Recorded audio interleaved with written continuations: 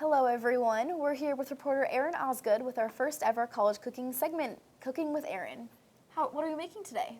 Well, today we're making one of my favorite foods, chicken fajitas. Ooh. So we've adapted this recipe from Budget Bites, which is a website that breaks down the prices on different recipes you can make. They're generally really affordable, really easy to make.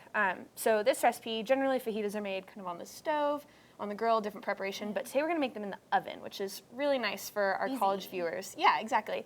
Not as many dishes, easy to do in an apartment. So yeah. So the first thing we did was we went shopping. We got all our ingredients ready. So we have a few different colors of bell peppers, which is essential for any fajita recipe. Right, of course. And also our regular onion right there. We have some of this cut up already. We have chicken breasts and then fajita seasoning mix. So you can either use all the different parts of the seasoning mix separately, or you can just buy the bottle like we did here. We also have some cilantro and tomatoes and sour cream. It's so easy. It's not very many ingredients. That's not at all. That's what makes simple. Yeah, and really inexpensive and pretty accessible. You can find any of these ingredients at Walmart or Safeway, anywhere in Pullman. So yeah. So I guess our first step is to finish cutting up these ingredients. Do you want to start with the chicken? Of course, yeah. Of course, we've already washed our hands. Yes. And we're keeping the chicken and the vegetables separate, so we don't have any cross-contamination.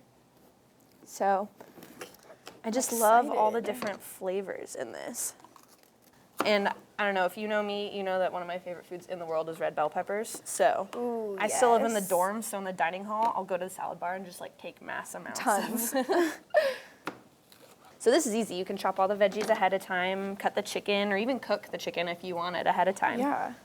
So that's pretty nice. So convenient. Mm-hmm.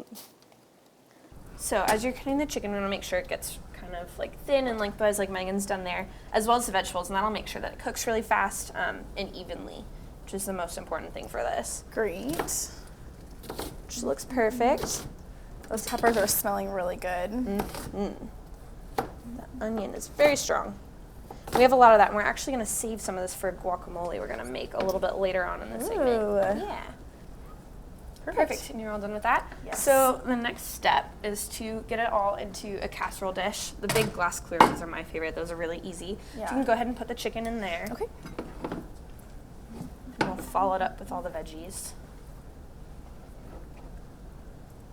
Perfect. Okay. Just dump the veggies in on top. So colorful and beautiful. I love it. Okay. And then you want to add those. I'm going to grab the next step, which is we're going to put a little bit of olive oil all over the top. Okay. So I really like this cooking method because it's so like open in the oven. It kind of brings out some flavors that you usually wouldn't get. So we're going to give it a good dose of olive oil. Any kind of oil will really work. And then you want to do the seasoning on top, and I'll get my hands all messy. Okay. And as you can see, this makes a pretty big batch, so it's pretty easy to make food for all your roommates or your friends. Have some people over for dinner. Or Mom's Weekend is coming up, impress your mom with your cooking skills. Of course.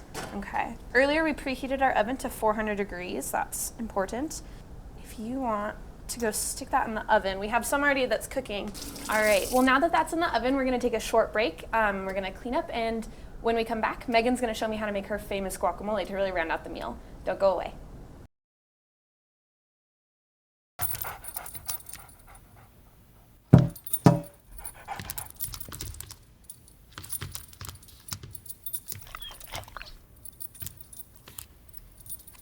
There's a shelter pet who wants to meet you. Meet one today. Visit theshelterpetproject.org. Adopt. Welcome back, everyone. We're here about to make some delicious guacamole, and we have all of our ingredients here. Our avocados that we have pre-cut to show you the lovely pit. I mean, most people always think about like how do you get the pit out, but I mean, just being a college student, I just simply just get it out. Not a science. And then you wanted me to cut up these onions, right? And we have tomatoes. Okay. As well. I'm gonna dice these up really fine because I don't like big chunks of onion in mine. Megan, I hear you like to make this for your roommates quite often. I do. We make this a lot. You know, it's a good snack, and it's pretty healthy. Avocados are good. All those healthy oils in those avocados, they're like a superfood. I love it. Exactly. Okay. So we've got 2 avocados there, it looks like. Yep, and a tomato, and we're gonna add some cilantro as well. Oh, my other favorite. Okay.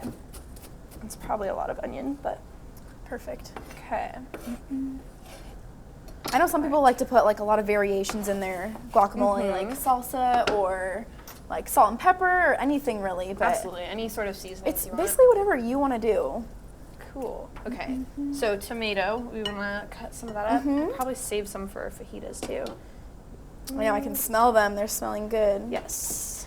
And most people think about how do you get the juice out of a lime. And there's actually many different ways that you can. You can like roll it out, or you can, I've heard of people putting it in the microwave. Yeah, that sounds kind of terrifying, but yes, I've heard it works. However you can get the most juice out of your product, right? Yep. Tomatoes in Of the course, bowl? yep. Okay. And our last step is cilantro. Cilantro, perfect. Okay, we'll add. Now, do you usually cut it up, or how do you like to I mean, do it's this? kind of whatever. I usually just dice it up a little bit. Okay, cool. So we have some just regular flour tortillas, some sour cream. So all those veggies got nice and browned in the oven. You can see, like I was saying earlier, it cooks down quite a bit. So Yeah, it does. you scoop a little bit of that out onto your tortilla. Yum. It's gonna be super hot. You can put some guacamole on it. You can put. And then I don't know how you like to top yours, but I like a little sour cream. Dollop on top. Okay.